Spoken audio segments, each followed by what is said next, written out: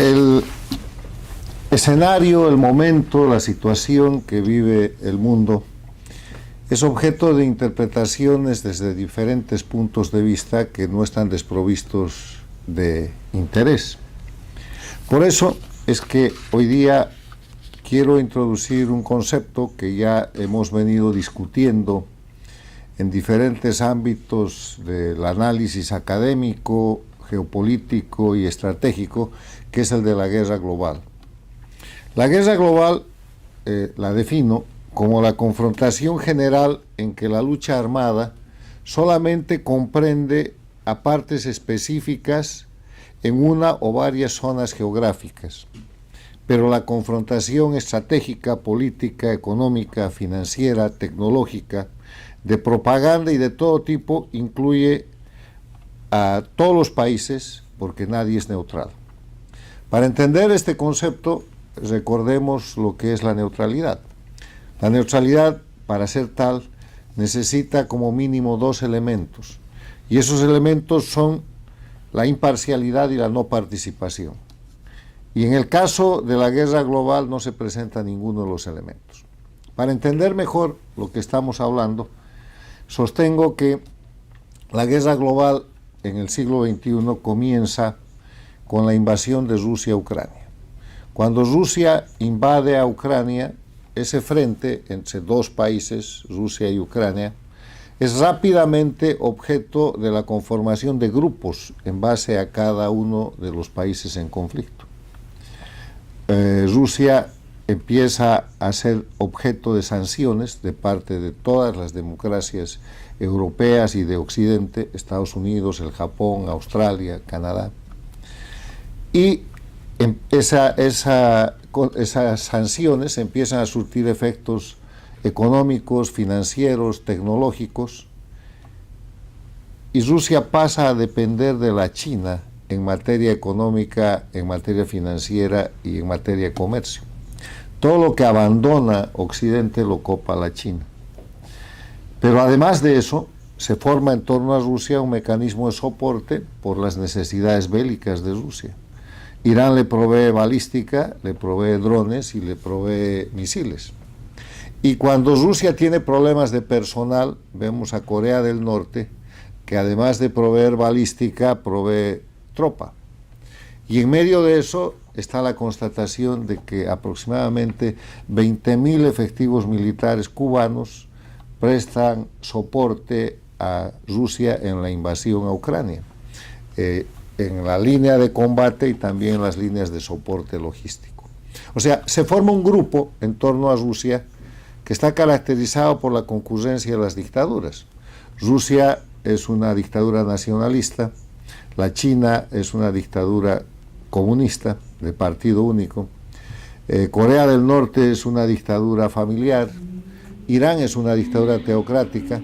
Ahí concurren las dictaduras de las Américas del socialismo del siglo XXI, todas lideradas por Cuba, con sus dictaduras en Venezuela, en Nicaragua, en Bolivia, que arrastran también a los gobiernos denominados paradictatoriales. Pero el África no se queda atrás, y dictaduras como la del Congo, de Uganda, de Chad, de Eritrea, de Camerún, de Guinea Ecuatorial, concurren a formar eso que es un bloque o es un grupo de las dictaduras que respalda la invasión de Rusia a Ucrania, que está a su vez respaldada a Ucrania por todos los países europeos, por Estados Unidos, por Canadá, por Japón.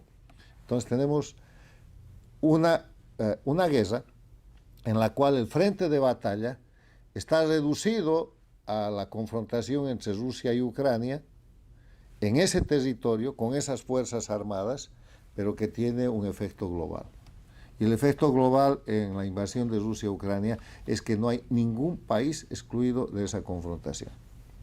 En ese sentido, el segundo frente de la guerra global se abre después del ataque terrorista que se produce contra Israel, y se abre el frente en la Franja de Gaza.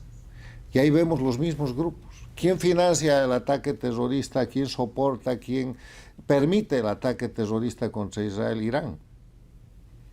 Y cuando Israel empieza las operaciones en la Franja de Gaza, lo que tenemos es un resultado de la presencia de los dos mismos grupos, respaldando a Israel, Occidente, y respaldando a el terrorismo y a las acciones de defensa de esa zona, el grupo de Rusia, de China, Corea del Norte, las dictaduras de América Latina, Irán, etc.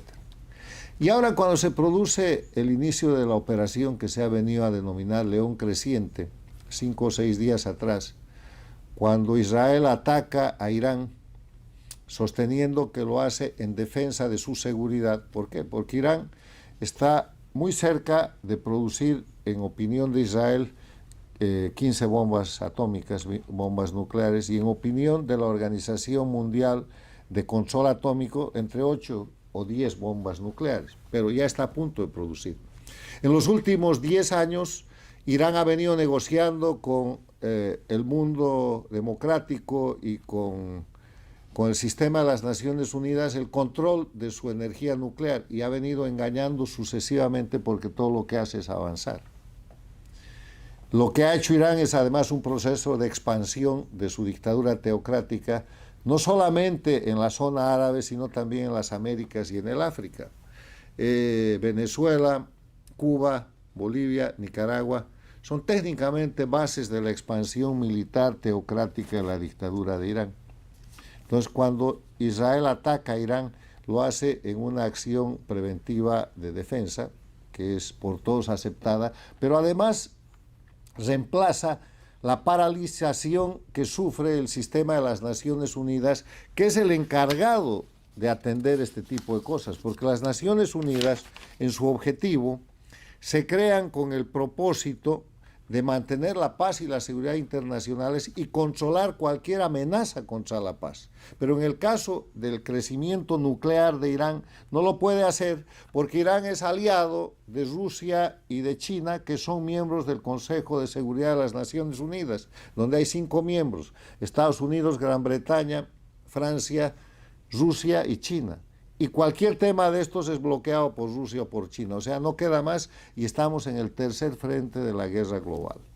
Y el tercer frente de la guerra global está produciendo efectos que, en mi criterio, además de la defensa del Estado de Israel, que es su derecho, además de reemplazar la parálisis del sistema de las Naciones Unidas para el mantenimiento de la paz y seguridad internacionales, está produciendo cambios geopolíticos muy importantes a nivel global. ¿Por qué? Porque volvemos al concepto con el que he empezado de la guerra global, y para entender mejor, diferenciemos lo que es una guerra mundial de lo que es la Guerra Fría, o lo que fue la Guerra Fría, y de lo que es la guerra global. La guerra mundial, hemos tenido 2 en el siglo pasado, es aquella guerra en la que participan todos los países del mundo, pero participan de manera armada y en los frentes de combate. En la Segunda Guerra Mundial había soldados brasileños, argentinos, cubanos, mexicanos, combatiendo en el frente europeo y en el frente del Pacífico. Todos los países habían declarado la guerra entre sí, a los países del eje, que eran Alemania, Japón e Italia, y viceversa, o sea, guerra mundial, todos en el frente de batalla. La Guerra Fría, que sobreviene después de la Segunda Guerra Mundial, es una guerra en la cual hay dos cabezas de confrontación, 2 liderazgos: el capitalismo con Estados Unidos y el comunismo con la Unión de Repúblicas Socialistas Soviéticas, la URSS. Se producen encuentros en zonas calientes, choques armados, pero no son directos. Pero la característica es que hay liderazgo y hay jefe. O sea, el jefe del bloque capitalista, Estados Unidos, y el jefe del bloque comunista, la Unión Soviética. Y esa guerra termina cuando se disuelve la Unión Soviética. La guerra global no tiene ninguno de esos 2 elementos. En la guerra global, la confrontación armada está reducida a 3 frentes hoy día: el frente de Rusia contra Ucrania, el frente de Gaza y el frente de lo que ya podemos llamar la guerra entre Israel e Irán. 3 frentes, pero en el que todos los países del mundo están comprometidos, no hay neutralidad, con un elemento adicional: no hay liderazgo en los 2 grupos. El grupo de las dictaduras y el grupo de las democracias no tiene un jefe específico. Estados Unidos no es el jefe como era en el tiempo de la Guerra Fría del bloque de la democracia en este caso. Y Rusia no es el jefe del bloque de las dictaduras, porque Rusia no se va a someter a China, China no se va a someter a Rusia, ninguno de los dos se van a someter a Irán y viceversa, y menos con las dictaduras menores como Corea del Norte o las dictaduras de América Latina como Cuba, Venezuela, Bolivia o Nicaragua. O sea, el elemento que diferencia la guerra global es que además estamos hablando de agrupaciones que están asociadas más en función del enemigo común que tienen que en el reconocimiento de un liderazgo propio. Eso pasa inclusive con lo que vemos en la crisis de la OTAN, en la reunión de las democracias del mundo. Dicho esto, quiero terminar expresando que el tercer frente de la guerra global, el frente entre Israel e Irán, está produciendo ya, y dependiendo de su resultado, va a producir cambios geopolíticos extraordinarios. ¿Qué es lo que ya ha producido como cambio?